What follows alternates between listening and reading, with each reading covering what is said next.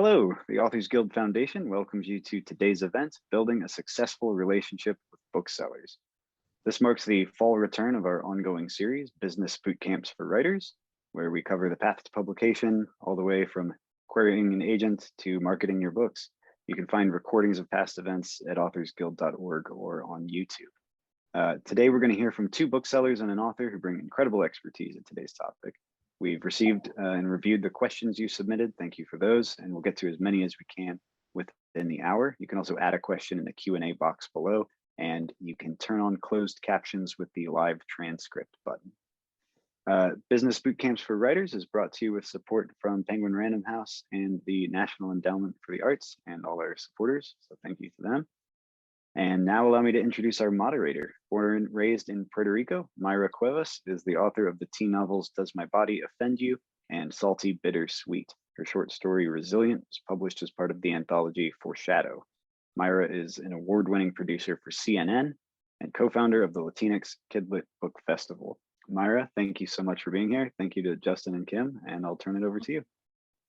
Thank you, Johnny. Thank you so much for having me. It's my pleasure to return to the Authors Guild for this amazing webinar. And I am joined by two incredible people and colleagues in the Georgia publishing community, Kim McNamara and Justin Colussy-Estes.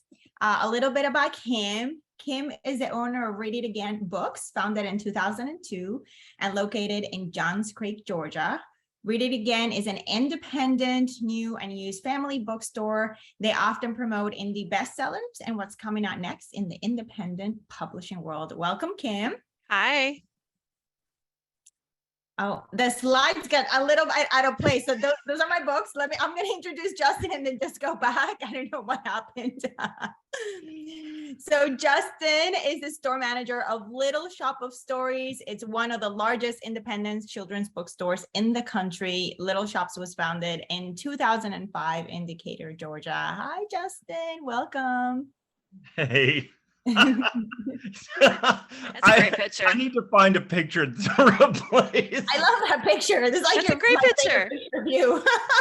Oh, it encapsulates your personality. Esteban from that book. I fell in love. So that year I was like, I have to be Esteban for Halloween. So these are my books, Salty Bitter Sweet and Does My Body Offend You, co-written with my friend Mari Marquardt. Does My Body Offend You? Thank you. Does My Body Offend You was selected as Book of the Month, Young Adult pick by Target. And we're very proud of that. I am also the co-founder of the Latinx Kidlit Book Festival, which brings free content to schools around the globe for Hispanic Latinx Heritage Month. The festival is actually going live in about a week, so go to our website and check it out. So let's look at an outline of what we're going to be covering today. Please say hi in the chat and let us know where you're logging in from. Also, drop in your questions. If you submitted a question already, those have been integrated into our presentation. We have actually customized the presentation according to the questions that were submitted in advance. So we're going to be discussing the benefits of building relationships with booksellers, how to approach booksellers and bookstores, especially what not to do. And Kim and Justin are going to be sharing some fun war stories that I are just wild. We're going to talk about how bookstores select what books they carry in stores, marketing materials and promotions that actually work, how to put on a successful book event, and of course, if we have time, we're going to get to all the Q&A at the end of the session of everything we did not get to cover during our presentation. Okay, so let's get started. Let me stop sharing my screen.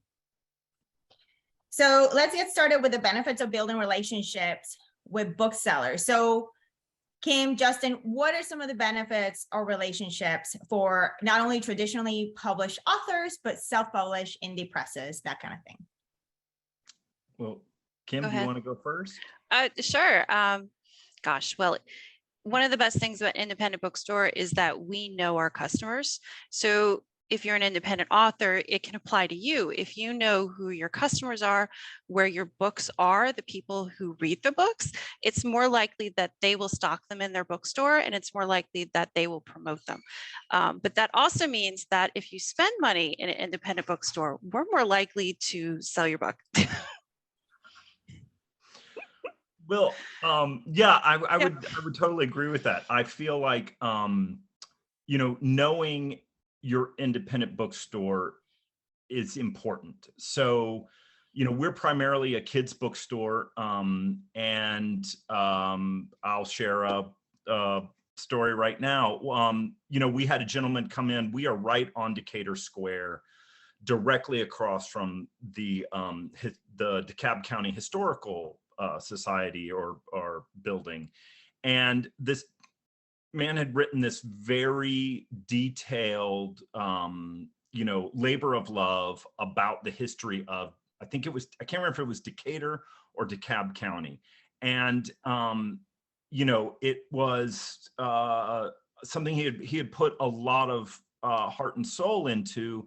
And he came to us and was like, I envisioned my book being here because you're right across the street from the Historical Society. And I said, I'm really sorry, but that we're not the place for that book, because we're primarily a kids bookstore. So, you know, we do have some adult books, but nobody is going to come into Little Shop of Stories looking for that particular kind of book. And so knowing the store is key, and establishing. Justin, Sorry. are you back? Sorry, Justin, can you repeat that? Go back like for 30 seconds. We lost your audio there was a little blip. Yeah, I was saying that knowing your bookstore, and being part of that community is key for us. There are books that are not necessarily totally within our wheelhouse that we do have because they're by beloved people, and they still are things that we believe in, you know, as a book. Anyway. So that is an excellent segue into the next question. And I just want to pause real quick to say hi to everybody. It's so wonderful to see in the Q&A where you're logging in from, and to see that we have people from all over the country. It's one of the great things that came out of the pandemic. It's just like this wonderful connectivity.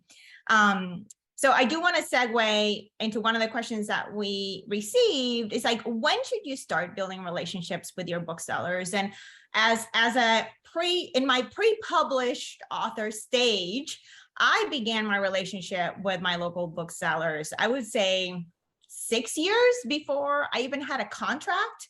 I was going to different events at bookstores, you know, book launches, book parties, book clubs.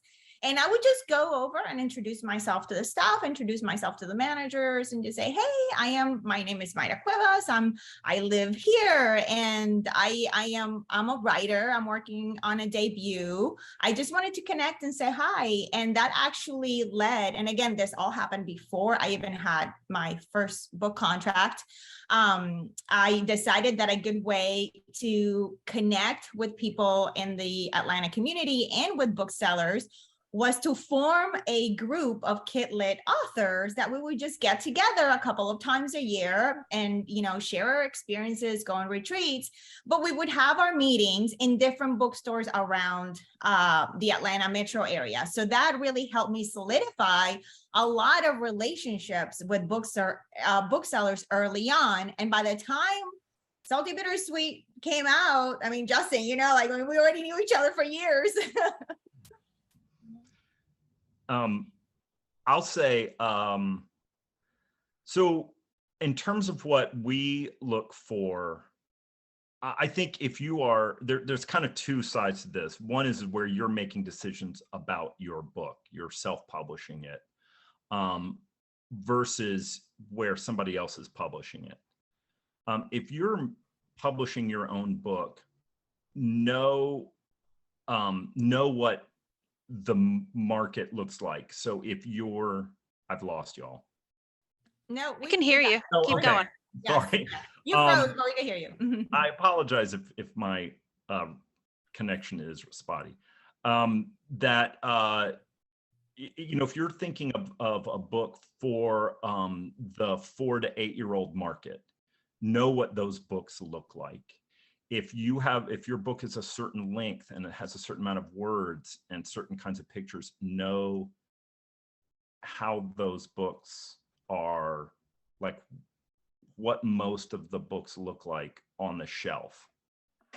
That doesn't necessarily speak specifically to that, but I think familiarizing yourself with that, and then maybe more to the point, and I think, Myra, you establishing an author community and connecting to that, I think was very powerful. And you built it, right? But knowing, you know, there is an ecosystem of authors and bookstores, and so being a part of that, I think, is important. And I think that the question that came in from a lot of folks was like, when should I start that relationship, right? Like when is a good point? It's like, I mean, my personal belief is like, you should not wait, at least for your local booksellers. You shouldn't wait until like your book is published to then start that relationship. I think if you know you're working on a book, and if you know you're gonna have a book coming out, like you should start building those relationships early on. Do you guys agree with that? Yeah. Kim, what do you think? I do. I see a question here from Lisa Hewitt. She wants to know, how do you support relationships with booksellers in other states? Honestly, I think you should focus on your state, your local community. You get well known in your area with your people, and your name will grow like organically, because this is a very organic process. Like, it's not instant gratification. you have to put in the work, and as booksellers, we realize that you have to put in the work. There's nobody else out there who's going to promote you. It's all on you, and it's difficult. It's hard. So yeah, and one of the things I do also to connect with those bookstores that are not in my immediate local community is like, every time I travel, either for work or for pleasure, I try to go into those bookstores and just say hi to the manager, tell them who I am. You know, in my case, I'm already published, so if they are carrying my books, I can ask to sign stock, and we're gonna talk about signing stock in a minute. And if you do have a book, it works. Like I walked into a bookstore in Key West at one point in time, and I say, hey, I'm an author, I have my book on the shelf. If you get a book and you send me a picture so I can tell everybody my book in Key West, and they did. It was so much fun. So we had a very interesting question. Should authors invest in attending regional bookseller conferences? I say yes. Why? Well, okay, I love SIBA, although it hasn't been the same since COVID, but it is a great way to connect to people. They do things like author speed dating.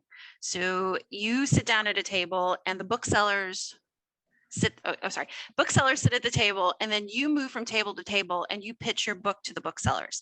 And it's a great way to just connect to people. And you should do it specifically in your region. So if you live, say, in New York, I wouldn't necessarily go to SIBA, but their NEBA is really good. It's a good group of people. And it's just, when you connect to people, the bookseller gets home, they're like, you know what, let me look up this book. Let me see if I can get it. And, I like them so much, let me put it on my shelf. So yeah, you should. Justin, what is your experience at bookseller conferences? Unquestionably. There's also, if your publisher has galleys, or if you can have self-published and you can afford to give away books, I know that's a big ask, but at a regional conference, there's typically a galley room. An advanced reader copy room, and you can leave copies there. And booksellers can be jaded, but we get to a conference and we see a big room full of books that we get to take home. We're like, We ship them home. Whenever it was in driving distance, we would take a van and we would load up the van, and it would be like a free for all for these books. And these are books that we can resell. They're all, advanced reader copies. I give them out to customers as appreciation gifts. So, I mean, it's not like I profit from them, but shit, I love a free book. Yeah, we do a summer reading program where at the kids who read 40 hours over the summer, we have a big party with pizza. Oh, I love that. Every kid gets a galley. Yeah. Oh, that's awesome. Yeah. But also, I've come home from conferences with stacks of books, and half of them are, oh, I think Matilda will like this. Oh, I think Diane would like this, and so I'm bringing books for my fellow booksellers. Yeah. So that we're aware of these things. Before we moved away from the topic, I do want to make sure we clarify connecting the difference between connecting with an independent local bookstore and a big chain like Barnes & Noble or Target.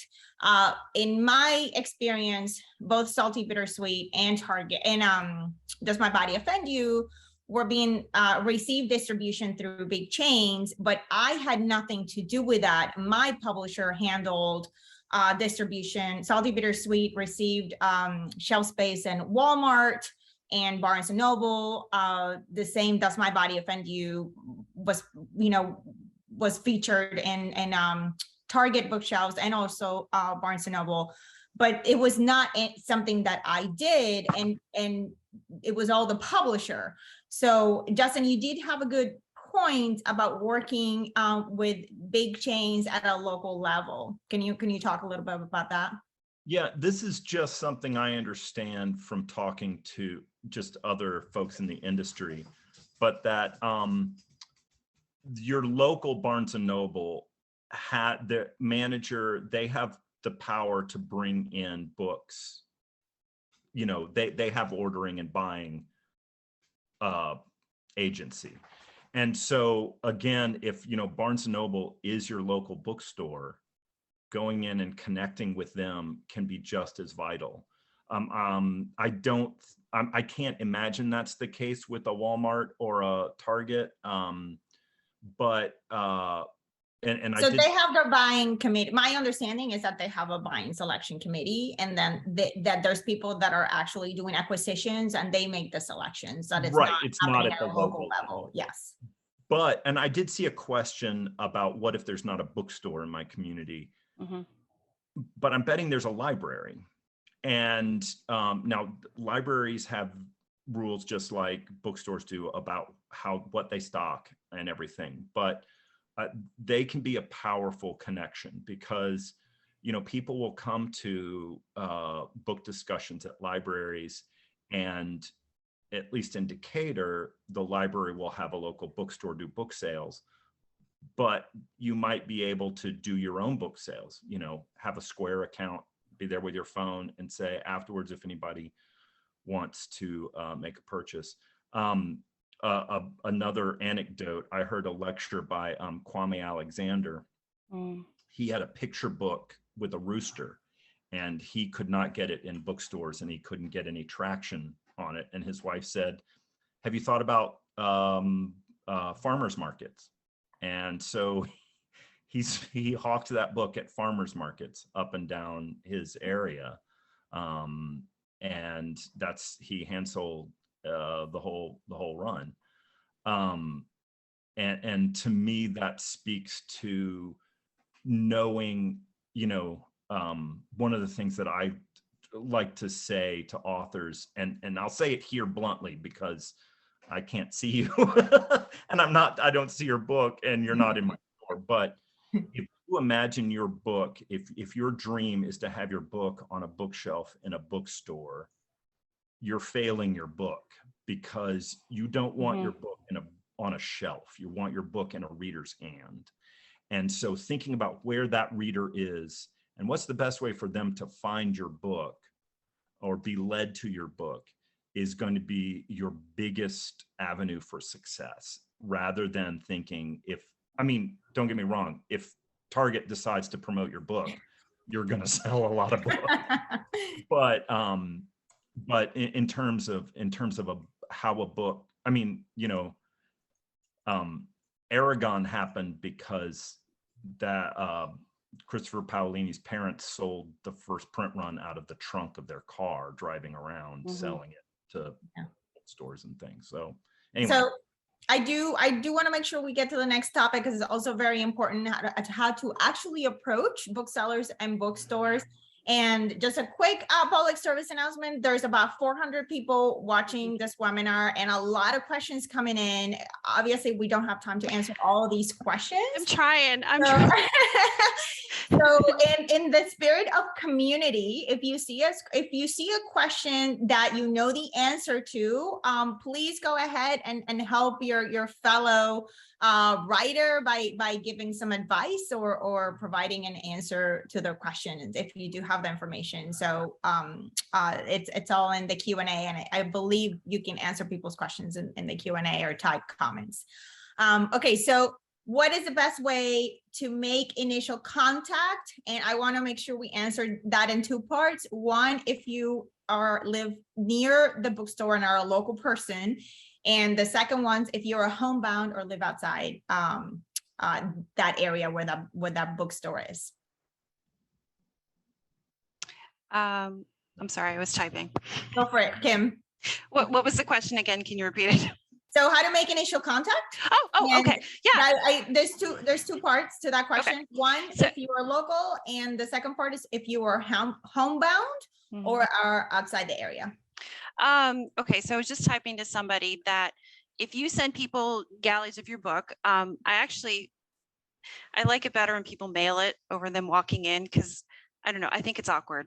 And these days people don't like social situations. But if you mail it and then maybe follow up with a phone call, maybe a month later, see if anybody liked it, don't be pushy, just be friendly, okay? Pretend you're having a conversation with a long lost best friend who you just want to catch up. And by the way, did you read my book? What did you think? Oh, you haven't gotten to it yet? Oh, it's so good. Let me tell you why. But if you call up and they're busy, don't stay on the phone. Be like, you know what? I'll check back with you later. You're busy. I understand. I wouldn't approach bookstores that would not be appropriate for your book. So if it's an adult romance, maybe not the children's bookstore. Don't send them a copy. It's a waste of your money. So research the bookstore before you approach them.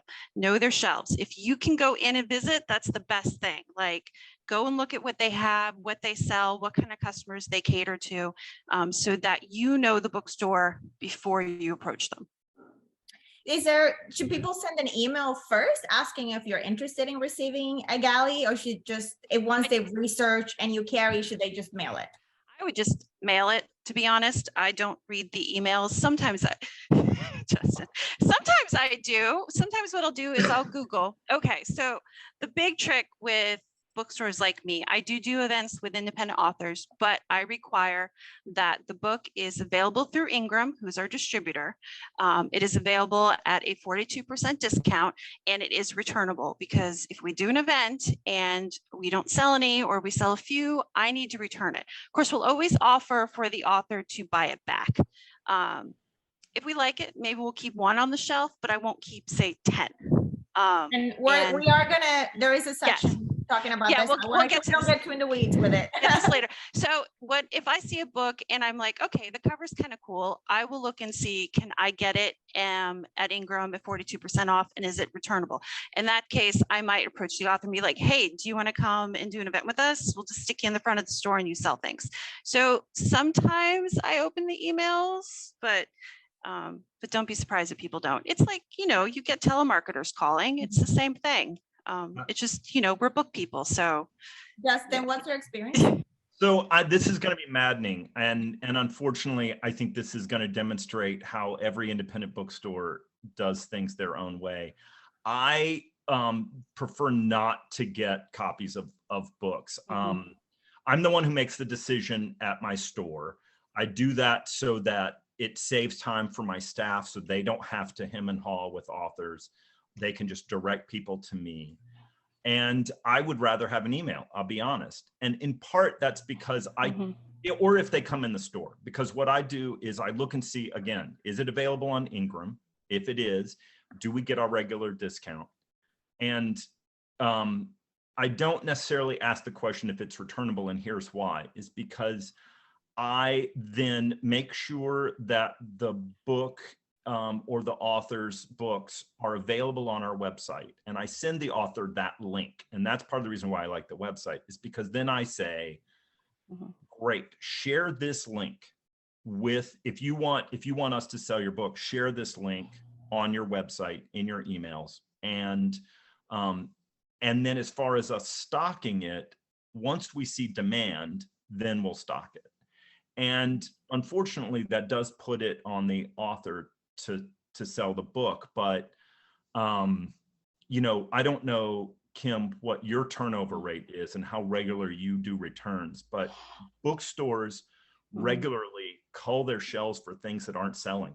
I'm in the middle of one right now.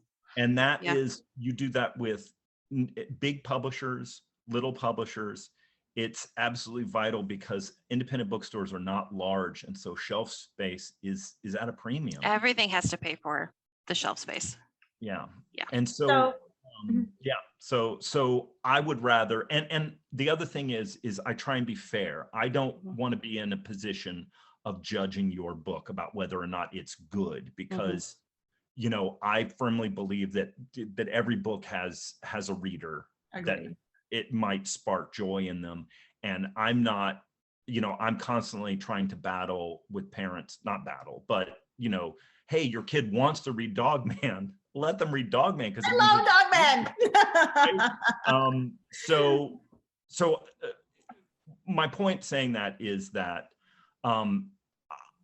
I want to see if your book meets these flat objective criteria in terms of us having it on our website, ordering it for people who want it, and then if it meets, you know, that further criteria, bring it into the store, and then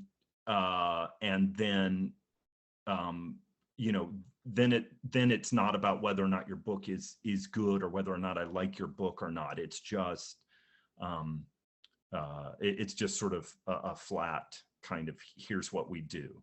So let's talk about some horror stories, because I know, Kim, you and I have shared some stories that are pretty wild. I'm a little afraid that those authors are here. About what absolutely not to say, not to do, and things that will just will get you, you know, just banned from that bookstore. I have a current author who likes to stalk our social media accounts, and he posts things that are slightly inappropriate. Like, we've been doing reels of customer staff pics, and so he put, was it yesterday? It was right after I talked to you, Justin. He put a comment, "I wish I was a staff pic." And I'm like, that's creepy, man. That's creepy.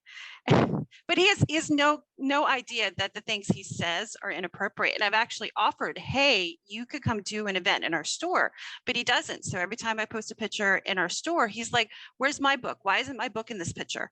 Or if we do an offsite event, well, can I come and promote my book? And so Yeah, I think we can safely say that harassing and being pushy with the stuff is not really going to get you anywhere. No. Justin, what is your advice? What is your advice for what not to do? Well, Kim brought this up. I guess this happens to you a lot more than it happens to us, but somebody came in and just stuck their book on our shelf. Yeah, that happens all the time. Don't do that. And the weird thing is we just, when we encounter it, we're like, because we do inventory stuff. And so if we encounter a book that just appears out of nowhere, we have no way at the register of ringing it up. We have no way of knowing what it is. It's not because we didn't bring it in. So nobody there is going to be promoting it, hand selling it, you know, none of that. So that's, yeah, don't just slip your book on a shelf, because it's like, I don't know, it's just, go find a little free library to that's a good idea. That's a good idea. Yeah. So let's talk about the selection process. What should authors know? And there's so many industry terms, and we had several questions about this. let's talk in general terms about distribution, wholesale discounts, and returns. Basically, how does the process work from the bookseller point of view? Kim, do you want to get us started? Okay, so we are a new and used bookstore. We've been around for 20 years. I don't order from publishers as much as Justin's store does. I know you guys order a lot from publishers. We do mostly from Ingram, and the reason we do it is just makes it easier to return it. We have one company, one bill, one monthly bill. If I do an event with an author, and publishers give a better discount, so the majority of bookstores who order from Ingram get a 40 to 42% discount, depending on how much books they order a year. And so we just preferred Ingram because it just streamlines the whole process for us. If you are like Little Shop, you have like 50 different accounts with 50 different publishers, and the bills have to be paid to 50 different people. Well, I mean, there's programs to streamline it. And then, you have to do returns to 50 different people. So the best bet for you to get your books in an independent bookstore is everybody orders from Ingram. Even the smallest ones order something from Ingram. I get it on Ingram. I know it's not easy. Their customer service could be better. And 42% discount and make it returnable. Those are, if you're going to take away anything from this, that is what I suggest if you want your book to be ordered. Oh, I have another point, but go ahead, Justin. Then I'll go back. No, I was going to say, yeah, I mean, you and I are similar. There's one of the things that some bookstores will do is consignment, and we don't. No. But it's always a good question to ask. Do you guys do consignment? We just don't. Yeah, consignment is here's 5 books, and I will keep checking in with you, and whenever you sell some, you pay me the money. So because we can't do that, we look to Ingram for getting local independent books. And that means that, and if somebody orders, another reason why I will try and make sure people are going to the website is because if your discount is not our regular discount, then our website automatically marks it up so that we do get that discount. And the reason for that is, I mean, we only sell new books, and the margin on books is like 40 to 45%. 46 is from publishers. And so we try and order from Ingram as little as possible, but we have to for special orders because they're fast, and for certain titles that like, if people want it, it's on our website. So that is, that's the platform that we plug into. It's kind of the easiest way to put it, in terms of how we get books to people that are ordering them online. So, I don't know the back end of Ingram at all, but I know that so many people use it. There was a family that came in, their 8th grade daughter had made a picture book, and it was available on Ingram. It was print on demand. Excuse me. But so I imagine if this family that's got like, a kid in school and a million other things going on are able to get their book on Ingram, And I do want to, kind of to wrap the conversation about the distribution, because I see several questions kind of pointing in this direction. Like, it seems for people who are doing self-publishing or independent publishing or printing on demand, it's important that they have their book on Ingram if there's any expectation that an independent bookstore is going to purchase their books. Is that correct? Yes. Yes. Yeah. I mean, and I'm not necessarily saying Ingram Spark. Ingram Spark is the printing and publishing platform that you can use through Ingram. It's the distribution service. The distribution side is what we're talking about. And if you use Ingram Spark to print your book, it's automatically on it's automatically distributed by Ingram, is my understanding. I saw somebody asked a question about Amazon, Yeah. and because their publisher used Amazon as the publishing platform. I don't know what the connection is there. I have seen books published through Amazon on Ingram, but typically the discount is like 20%. Yeah. 25%, something. It's really low. Yeah. And so if a bookstore, and I think they're non-returnable. So if the bookstore has those kind of criteria, that may be why they aren't getting in your books. It's a tough world in book publishing, and I do not bear anybody any ill will for publishing their book in the biggest platform on the planet.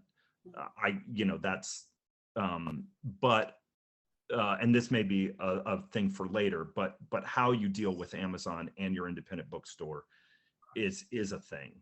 Yeah. We're both happy to do it. Yeah, we'll totally talk up to that. What is the best way to ask for shelf space or placement? I think that in general, these questions all come back around to understanding understanding the bookstore's position. So there is no harm in asking. Nope. And I have come to the conclusion that it is better if I am friendly, aware of the work and effort that you've put into your book, but also honest with you.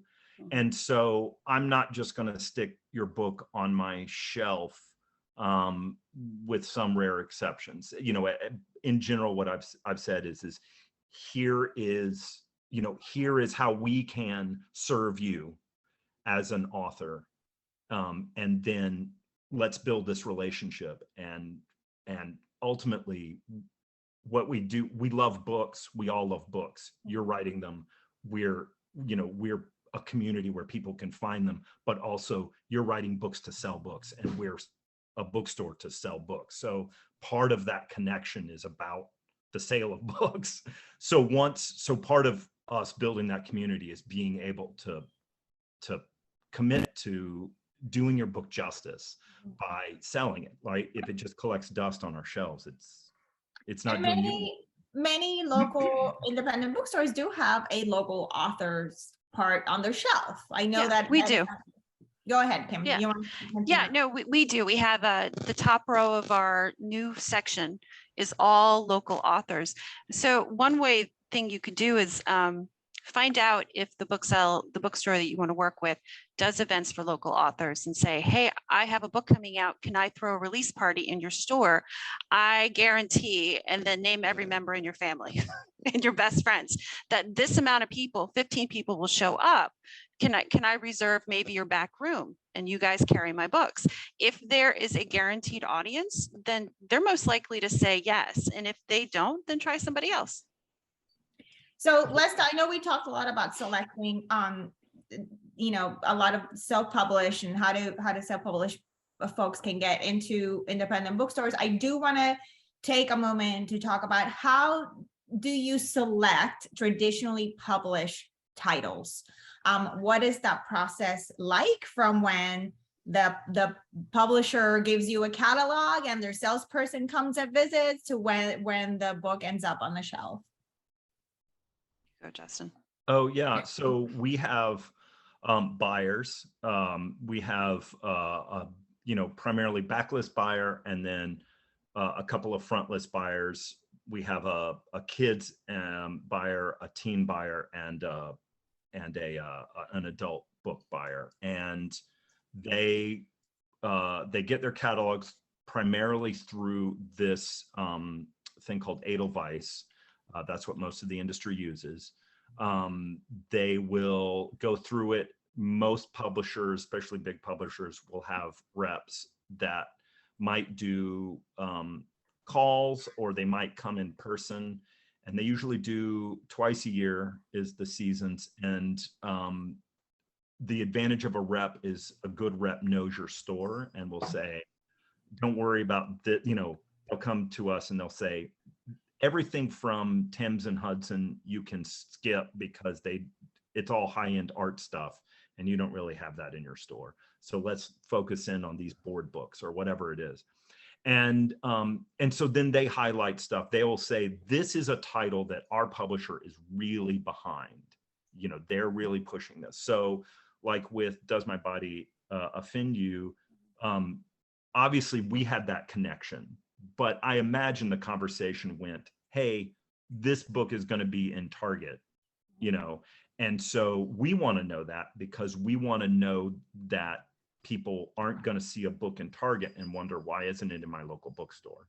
Or, you know, and like we aren't, as a kids bookstore, we're not as concerned with New York Times bestseller lists or Oprah picks or, you know, those kind of Good Morning America book clubs, mostly because that's not what we're as concerned with. We want to know, like, what do you think is going to win the Newbery? What do you think is going to win the Caldecott? Those are, you know, big kids book awards. And we want to make sure that we've at least had the books in the store when the librarians say, this is the best book of the year, right? So I feel like we keep coming around to like every independent bookstore does it differently, but They do.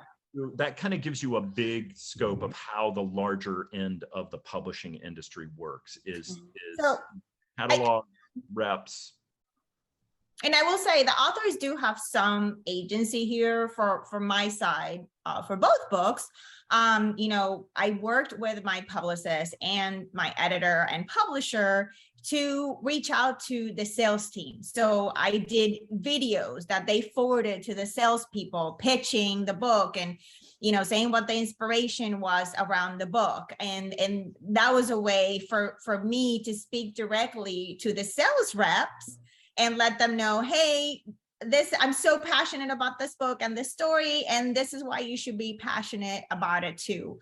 Then I was going to mention something about getting on the floor. Do you mind if I mention a quick thing? Yes, go for it. So your first book, Salty Bittersweet, you know, I love you, you're awesome, but one of the reasons why I keep it on our shelves is because you told me, hey, this is a kind of clean YA. It's kind of works for younger YA readers, and which there's not a lot of.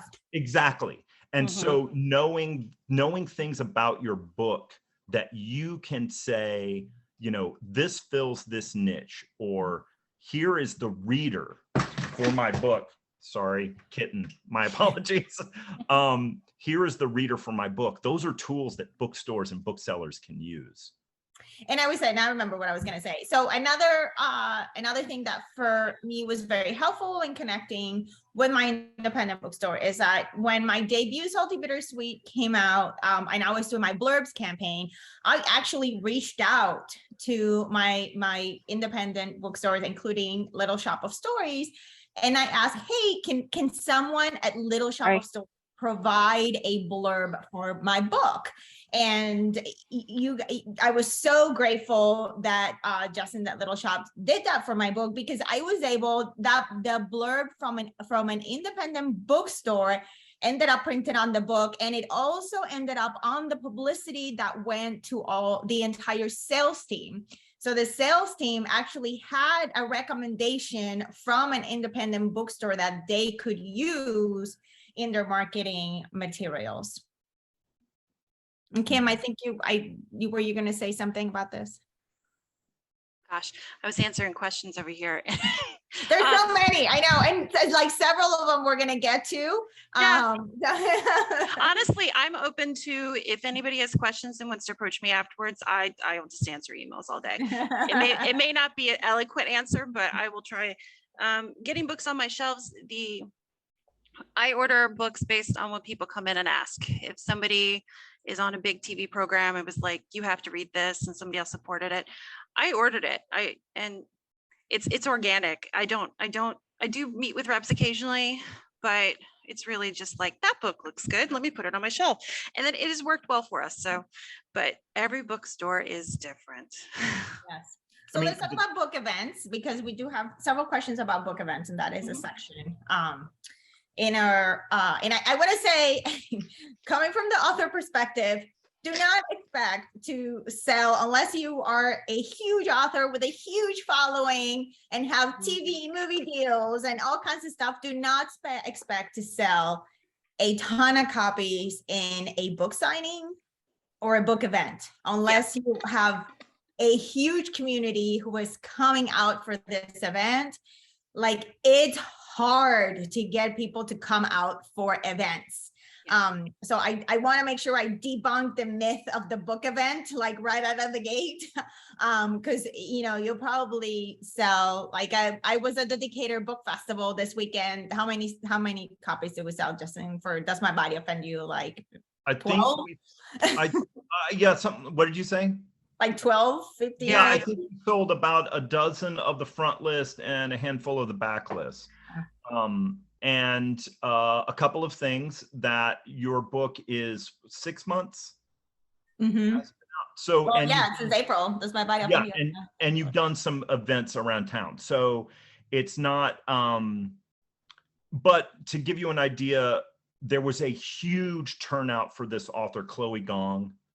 She's Australian, I believe, doesn't come to the US, is an up and coming YA author. I think she's on Book Talk. So that is like bing, bing, bing, bing, bing, bing, bing. The line for her signing went like down the hall and around. We sold 30 copies. And part of that's because a lot of people brought copies from outside because it's a book festival. It's not a bookstores event. But so somewhere between a dozen and 30 books was a really solid, thing for the book festival for those panels. So yeah, that's a good thing to bring up. And just a quick thing, if you front list, the difference between front list, back list, front list is just the latest title that you have. Does My Body Offend You came out in April. My back list is now Salty Bittersweet, which came out 2 weeks before the lockdown, and all of my events got canceled. So that was a lot of fun. Mm-hmm. So yeah, so that is the difference between front list and back list. Kim, do you want to talk about events? Yeah, I am open to events as long as I think the book can sell. I will totally do it. There's some topics that maybe I would think are inappropriate, but as long as the book is available on Ingram at 40, I know I say that a lot, 42% discount, and is returnable. And then we always offer to have the authors buy what's left. But honestly, when I order for these, I never order more than 10. Unless they are a well-known entity, and I know they have a huge following. But so what we've been doing since COVID is we stick the author by the front door and we have a meet and greet, and then the author's in charge of hand selling their own book. And it normally works really well. We do encourage the authors to publicize the crap out of it. So it's their event. They need to tell everybody they know that they will be there, and then call in favors to make sure people come. So press your family into going, press your friends, coworkers. Loving your book. Yes. Come, because the more we sell, the more we want to do events with you. If it's a good turnout, we sell all your books. We're like, hey, what are you doing in 6 months? Let's do it again. But it's really there's no magic. If the bookstore promotes it, it does not guarantee attendance. We really need the authors to do their own legwork. Get out there and tell people that you are having an event. If there's a local newspaper, put an ad in it. Like we have the Patch, Johns Creek Herald, those kind of things, and just share it to all your Facebook groups. I will be here at this time, and please come see me and get a signed copy of the book and support my favorite independent bookstore. We don't have to be your favorite, but you can tell people we are. So yeah. I will say go ahead. Sorry, Justin. No, I was going to say, we still haven't figured out what we're doing yet for independent authors. We did pre-COVID have a program. We charged a fee. Some bookstores do that. But on the flip side, we would do a one-time consignment thing for the event where we would only keep 15% of the sales, and the author gets 85. But that still means you want to sell a good amount of books, because I think we were charging $50 for the 2 hours. And that was for a 1-hour event, 30-minute prep. We did all the we advertised the event just like all the other events. We would provide a bookseller to help with the event. But their bookstores, like we have story times twice a week. And we are not in a position to do this, but if a bookstore does that, I think you might also, if you have a kid's book, approach, say, we've done that. It works really well. So, and I will say to give the author perspective, because I have done now 2 book launches with Little Shop, specifically where we've had 100+ people attend those events. And then another International Women's Day event when Salty Percy came out with 2 other authors where we had, I think it was probably close to 50, 60 people attend. So it really is, the onus is really on the author to do the legwork. Let's just be clear.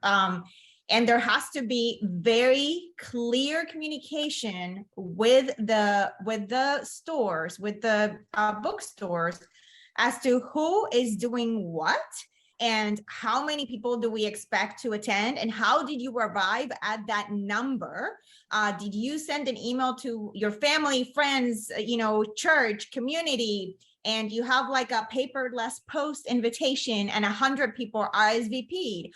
Or do you have an Eventbrite and 60 people RSVP'd? And then you have to communicate those numbers in time with the booksellers so they know how many books to have in stock for your event.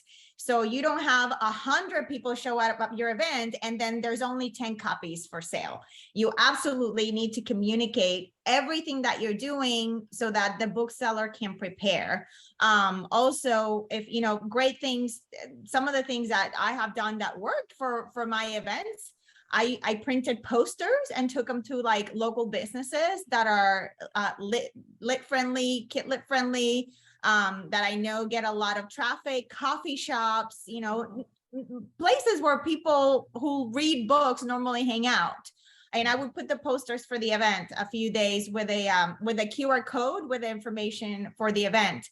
And really, let's be honest, most of the people that are going to show up at the event, unless you are a well-known author, are people that are your friends, your family, your work colleague, your church community, if your writers group. Yes, hopefully you have a community of writers and authors in your area who want to support your book, and then they'll come out for your event. It's also nice if you do something fun. For Salty Bittersweet, I had a karaoke party after, and we just had a blast. And for Does My Body Offend You, Marie's son had a band, so we did like a picnic and a band, and it was a lot of fun. I saw your posters in downtown Norcross, and that's how I was like, oh hey, she has a new book out, I should get her in my store. Something that occurred to me that we haven't talked about is pre-order campaigns. Oh yeah. That can be effective, because one of the things I was thinking about is that you want to tell your family, come to this event, don't buy your book elsewhere, buy it at this event, right? Because you want the store to see that you have the support. But pre-order campaigns can be a great way to circle back to earlier on, great way to establish a relationship with a bookstore before your book comes out. Approach a bookstore, say, my book is coming out May 5th. Can I direct people to your store? Oh, I like that. Yeah. And then, then people will pre-order it from the store. The store doesn't have to do anything except for order the amount that people want. So they're not investing in your book or you any more than you're able to drum up support, but you're also able to focus those orders. And if you have a little bit of a following, one of the things that you can do is offer a little extra. So if you pre-order from this bookstore, I'll go in and sign the book before they ship it to you, or you come in and get it. Or, if this has been a big thing with YA authors. you know, I'll include a little print or a postcard or something that has 2 of the characters on it. I want to, Justin, I do want to, before I forget, I do want to put a little note on the pre-order campaign swag. Be very careful what you're giving away and how much is going to cost you to ship it. Yeah. Because I made the mistake for Salty Bittersweet that we did this great like pre-order campaign with these bags. The publisher actually paid to have bags printed. And they were super cute. And we had a good number of pre-orders, but it cost me about $3 to ship each one of those bags. So I was almost hoping that nobody would pre-order.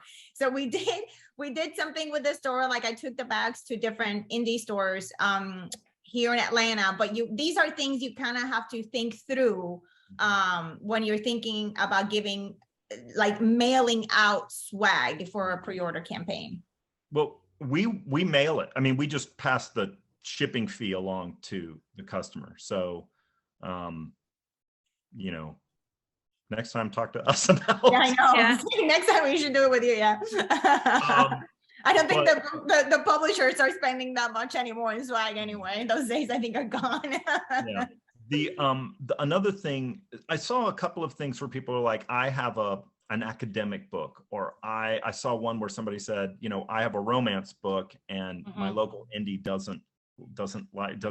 is romance averse, which is weird to me because I feel like that's just money on the table. I know, like romance is like one of the biggest selling like genres. Yeah. You know? And, but that aside, finding out where are the people in your community getting their romance books, and it seems to me like that's a place to go. Like if you have my mother did a book that was it was published by an academic press, and she did lectures in classrooms. She offered, weirdly enough, it had to do with border issues. She lives in Tucson, and so she also did like church groups. But when she did these at schools, it was sort of packaged as she would Zoom in or whatever. Then universities and colleges have better access to university presses. So like trying to think about, again, like who is my audience and how do I get to them? And then what is the bookstore that will, or what is the way that they will then get those books? And on that same vein, Justin, I do want to encourage everybody to have a solid professional website that has, you know, your information, your book's information, links to where people can find the book. And also, as a speaker, what are you qualified to speak on, right? Because there have been so many times I've received so many invitations to participate in book festivals, in events, in talks, because people just go through my website and they fill out the contact me page, and they just reach out that way because, you know, I have what I would talk about. I have, you know, information about my school visits, how much it would cost for me to do a school visit. I also do college presentations. What are those about? What is my background? What are my qualifications? Where else have I spoken before? So all that information is and should be on your website. And you write fiction, but go ahead, Justin. Sorry, did he freeze? I think it did. I think he froze. Okay, I'll go. So when it goes to the website, I spend a lot of time on authors' websites looking for people to do events. And I am dyslexic. In fact, I'm writing comments. If I spell something wrong, I apologize. There's no spell check on Zoom. So make sure if I see a website and there are grammar errors and I am dyslexic, it's bad. So make sure that you have somebody check over everything. I also recommend that you have a biography written in the third person. So when I set up an event, I cut and paste biographies off of websites. If it's not in the third person, then I either email the author and ask, or I will sit there and rewrite your biography in the third person. So you can do one from the author for publicity in the third. Some people do the big biography, the little biography, the smaller biography, and you can have like 3 different versions for bookstores to choose from. So yeah, spell check, grammar check, and in third person. So let's get to the last section because, it's already 3, so I want to make sure I'm respectful of everybody's time. So let's talk about marketing materials and promotions that actually work. So do booksellers like to receive book swag? And if so, what type of things do you like? I like, Cupcakes. it depends. Like if it's hot out, maybe a fan with your book picture on it. Koozie. Creative. I've got one author who's a good friend. She not a cooking book, but a book with cooking in it. So she had measurements, spoons printed with her book name on it, but she only gave it out to special people. So like we got it. That would have been great for salty, bitter, sweet. So I'll keep that in mind for future, for when the paperback comes out. Yeah. Justin, do you have anything fun that you have received that has kind of caught your attention? There are things, but I would say, I don't know about other bookstores, but we get so much that I would say be careful about spending a lot of money on. Oddly enough, I feel like postcards because I don't see them. The mail comes in and somebody sorts it, and oftentimes things just kind of get tossed if they don't recognize, the book or who it's from, which is actually causes some trouble when it was actually a personal note that was written on a postcard. Can I just say one quick thing that so I don't know about other bookstores, independent bookstores, but we get touchy about Amazon. So when you're I've been wanting to talk about that too. When you're promoting your book to an independent bookstore, don't mention how well it sells on Amazon. That's great. But that it's available on Amazon, because we're not going to order from Amazon. They're a competitor. Oh my God, and please do not send the Amazon link if you're writing to an independent book, please. And on that same vein, you should have multiple links on your website, including independent bookstore links. So like your local independent bookstore, a link to their website if it's on there. And then, oh crap, my brain is blocking. Bookshop.org. Bookshop.org. Yeah. Or an indie commerce, indie, what is the one? What's the other? They're getting rid of it though, I think. Okay. So then ignore that. I know, Sean. Just at the very least, you need Bookshop. In fact, I would put it at the top. Yeah. So we did get some questions about reviving sales a year after publication. As an author, I will tell you the best way to revive your sales is to write something new and publish something new and work on that front list to continually, the more books you publish, the more you're going to sell your backlist. And again, to repeat, front lists are the books that are recently published. Backlists are the ones that you have published in the past. There were some questions about that earlier. So when, Does My Body Offend You came out 2 years after Salty Bittersweet, I had to publicize Salty Bittersweet during a pandemic where there were no events, in-person events. So when Does My Body Offend You came out, I saw an uptick in sales of Salty Bittersweet because people were interested in the work that I have published in the past. So that would be my advice as an author, just continue publishing work because that's going to sell your backlist. Justin, do you have comments about that? That's excellent advice. I mean, you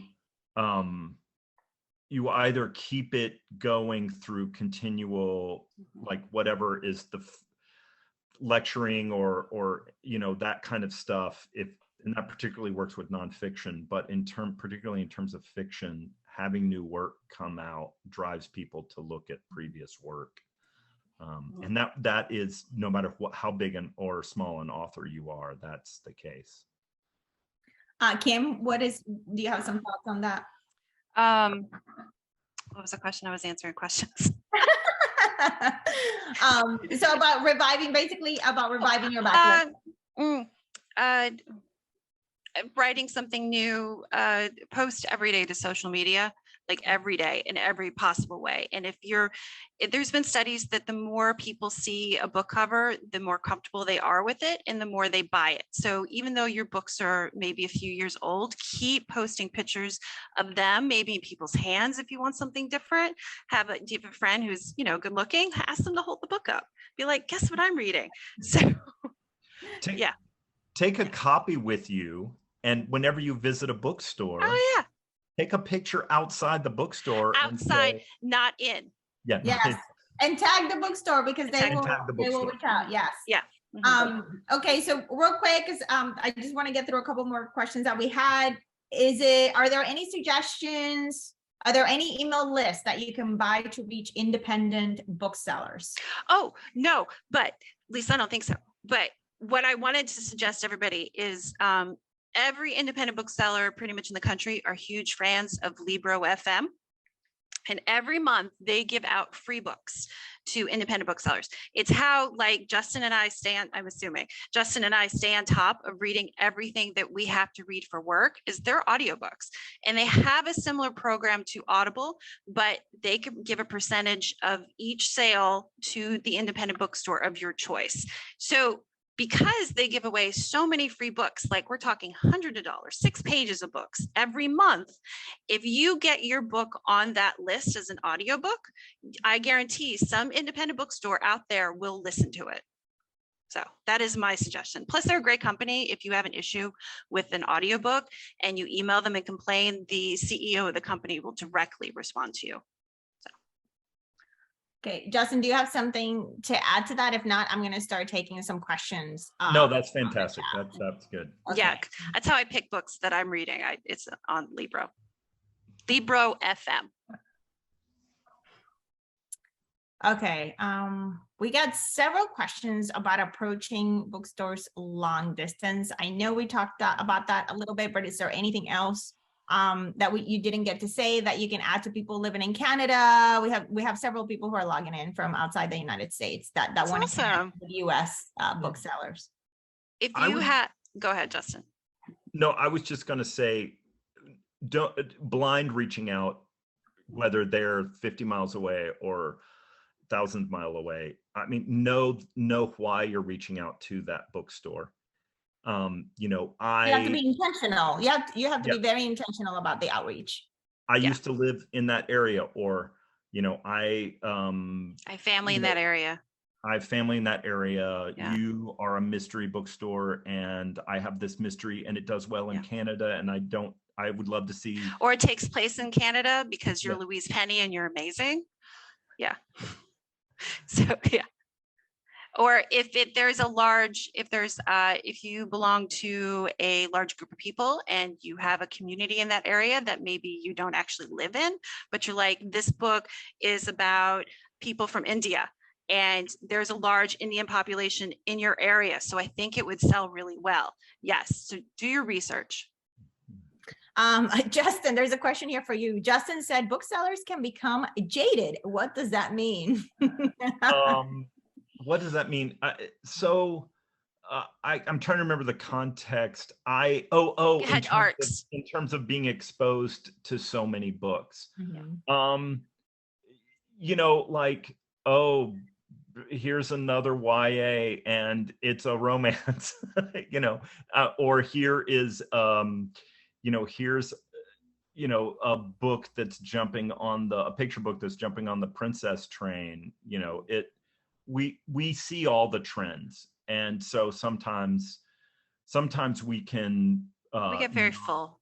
What's that? We get very full. Yeah, and we can maybe be a bit callous. Yeah. There was a book that I picked for a story time that I was flipping through, and when I do that, I look at words per page, maybe more than anything else. And I'm in the middle of reading this book, and I kind of skimmed it, and I'm in front of all these kids, and it was such a wonderful, sweet, powerful book. I almost cried in front of these kids because I wasn't ready for that. Mm-hmm. So, I mean, I also want to say, just personal relationships are so valuable, especially now that we've just been so disconnected for a long time.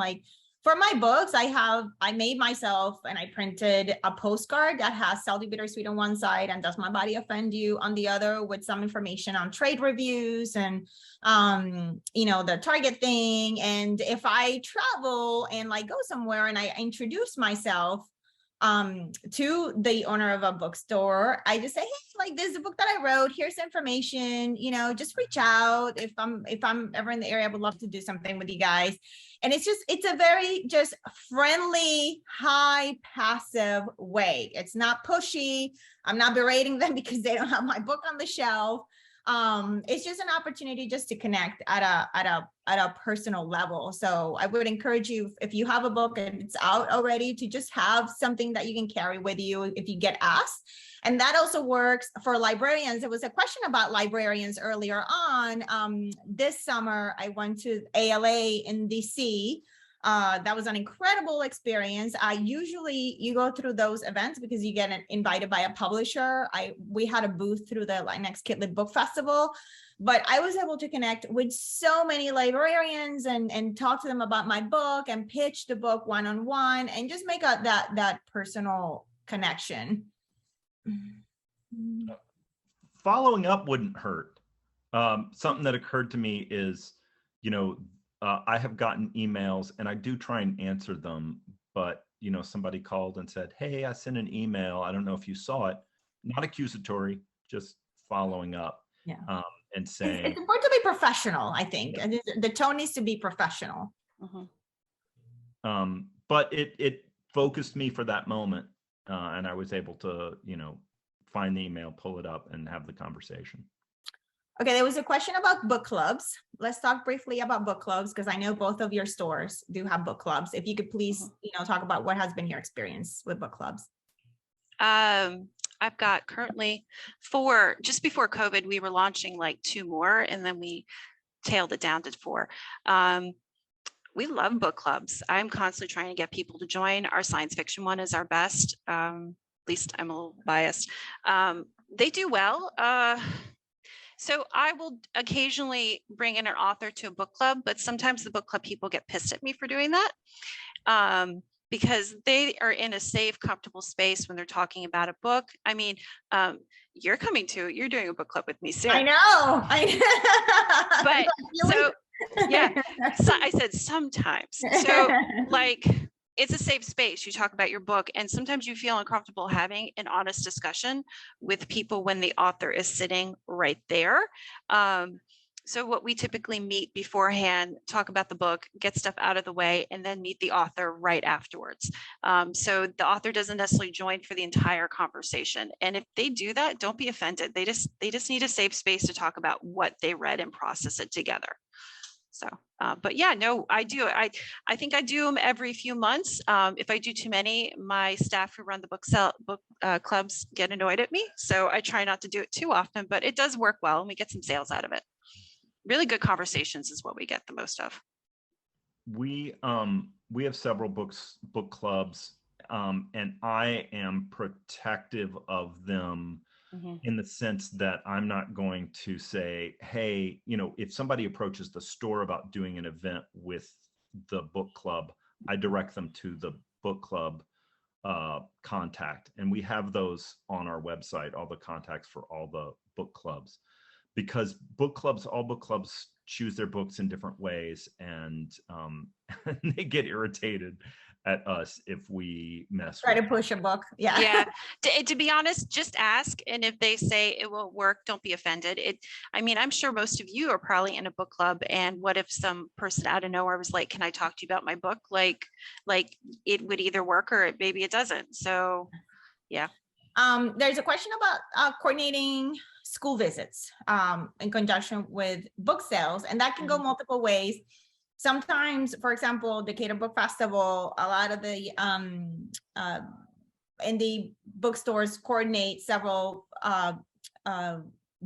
school visits with visiting authors who are out of town, and then they'll have the books for sale.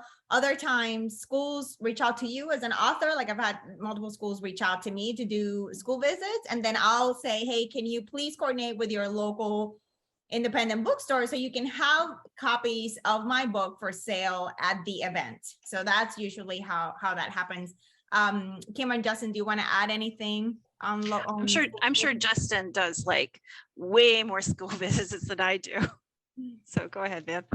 We have a school visit coordinator, and the two ways that school visits happen is the publisher will send, an author on tour, and we include school visits with that. Or a school has reached out to an author and said, will you come to our school?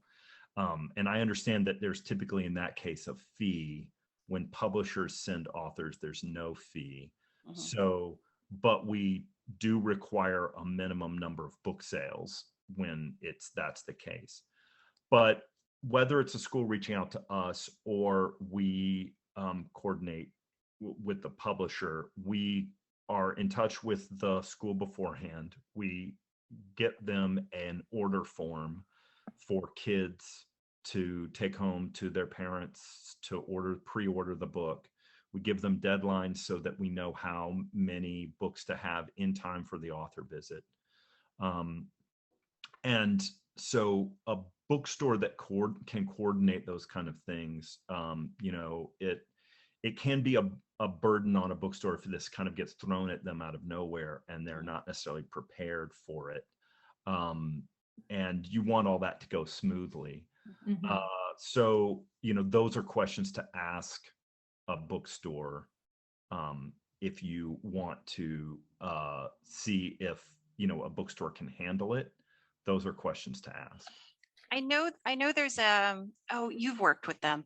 Shanda McCloskey. McCloskey. Yeah, what's the name of the company they have? I was just about to look in my email to see if I could find it. So okay, you look and I'll explain. So she's a local a local picture book author here, and she lives just north of me. And what she does is help facilitate between the schools and the author and the bookstore. So she helps the author put together the order list and then sends it to me or to Little Shop, and we ship out the books. And I've shipped them all over the country for her. And it works really well. Author Visit Central. We like them. I like them a lot. They're nice folks. It's authorvisitcentral.com. And there was a question about information on what is the fee for authors to go to a school visit. It changes. It's different for everybody. I have all my information on the website because it just makes it a lot easier for educators and librarians to find me and know what I talk about and decide if they want to bring me to their school or not, and know what the fees are up front. So you can take a look at that page on my website. It's mayracuevas.com. So thank you so much, Kim and Justin. I feel like I've learned so much about this with this conversation with you. Somebody did ask if we could re-say the names of our stores and our websites. So my name is Kim McNamara. I'm from Read It Again Bookstore in Suwanee or Johns Creek, Georgia. There are a couple other Read It Agains in the country. And my website is read-it-again.com. And I'm Justin Colussy-Estes. I'm the manager of Little Shop of Stories. We're a children's bookstore in Decatur, Georgia. Oh, and I'd like to say, sorry, the month of November, I am wide open for events. So feel free to bombard me, and we'll see if you live locally, we can work something out. If you don't live in the state of Georgia, don't worry about it. Mention that you attend, if you reach out to Kim or Justin, mention that you attended this webinar. Again, I'm Mayra Cuevas. It's been an absolute pleasure to spend my afternoon here with you. And I'm the author of Salty Bittersweet and Doth My Body Offend You? If you have any questions that we did not get to answer in the time that we had, please reach out. There's a contact me form on my website. I'm always happy to answer any questions through my website, or you can follow me on Instagram, and I'm also happy to answer any questions that way. Oh, and please feel free to follow Little Shop of Stories and Read It Again on social media. I would love the extra follows. That'd be really nice. Thank you. Hi, Johnny.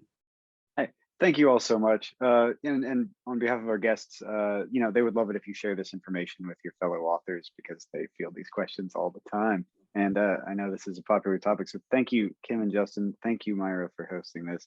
Such a great talk. This is really, really fruitful, I think. Thank you. Thank you Happy guys for writing, having us. everyone. Happy Yeah. writing. Thank you, Kim, for Thanks. tackling the Q&A. You put the dyslexic lady in charge of the Q&A.